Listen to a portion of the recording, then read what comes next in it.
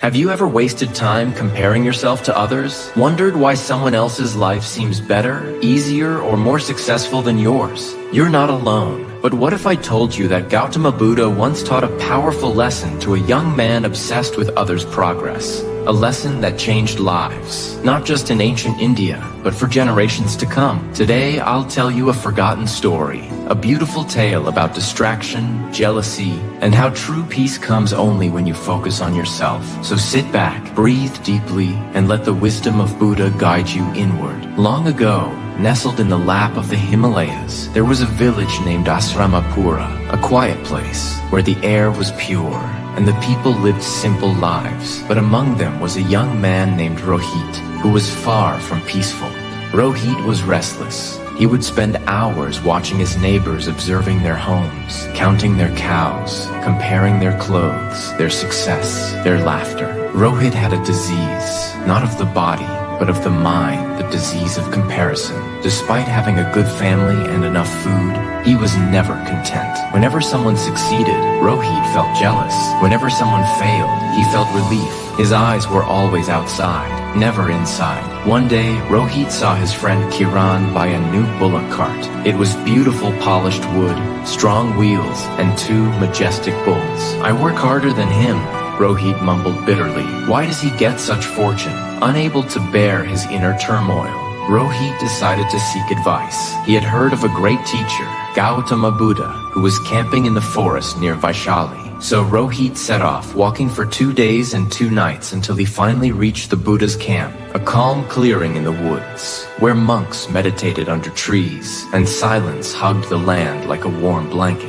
He approached respectfully and waited until Rohit frustrated. Master, I need help. I cannot live like this anymore. Why do others succeed when I don't? Why is everyone else moving ahead while I stay stuck? Rohit kneeling before him. Buddha listened calmly, his eyes soft and gentle, as if seeing right through Rohit's soul. He did not speak immediately. Instead, he pointed to a tall tree nearby and said, "Do you see that tree, Rohit?" "Yes, master," Rohit replied. "Do you see the small bush growing beside it?" "Yes." Buddha smiled. "Do you think the bush ever asks why it's not as tall as the tree?" Rohit frowned. "No, it's just a bush." "Exactly," Buddha said.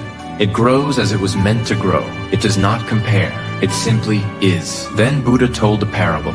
Buddha said, "Imagine a man walking through the forest. Suddenly he is struck by an arrow.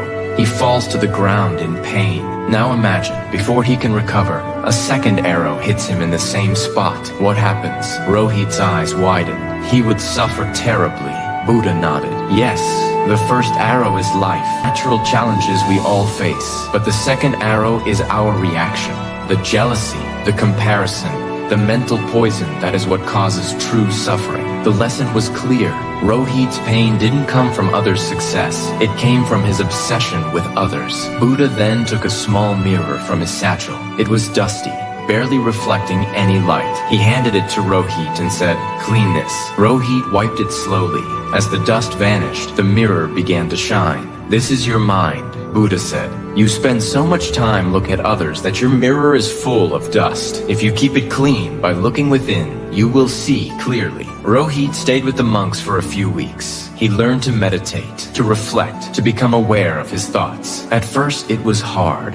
His mind kept drifting toward others. What are they doing? Are they better than me? But slowly, with Buddha's guidance, Rohit began to let go. Comparison faded, peace entered. For the first time, Rohit saw himself not through others' eyes, but through his own. When Rohit returned home, everything had changed, and yet nothing had. His friend Kiran still had the bullock cart. But this time, Rohit smiled and said, "It's beautiful. You must have worked hard for it." And for the first time, he meant it. His heart was light. His mind was clear. He began focusing on his own field, his own work, his own growth. And slowly, everything in his life began to bloom.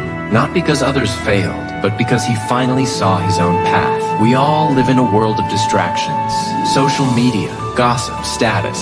They keep pulling our attention outward. But remember Buddha's mirror. The more we compare, the dustier our inner peace becomes. So stop watching others. Stop measuring your path against someone else's journey. Focus on yourself. Clean your mirror and you'll be amazed at how clearly you'll see your own light. If this story touched your heart, share it with someone who needs this wisdom. And don't forget to subscribe for more life-changing tales from the teachings of Buddha and other ancient masters. Until next time, stay mindful, stay kind, and always look within.